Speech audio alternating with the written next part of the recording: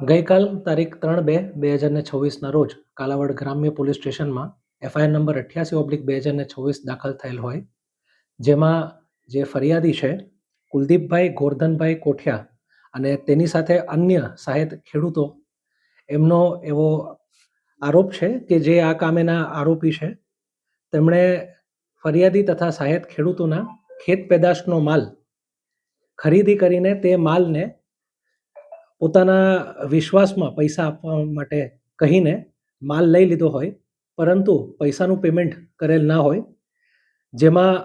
કુલ માલમાં મગફળી 6073.8 મણ, જેની કિંમત ₹84,92,204, તેમજ તલ 112 મણ, જેની કિંમત ₹5,80,397, તેમજ સફેદ ચણા 374 મણ, જેની કિંમત ₹6,25,000, એમ ત્રણેય મળીને કુલ કિંમત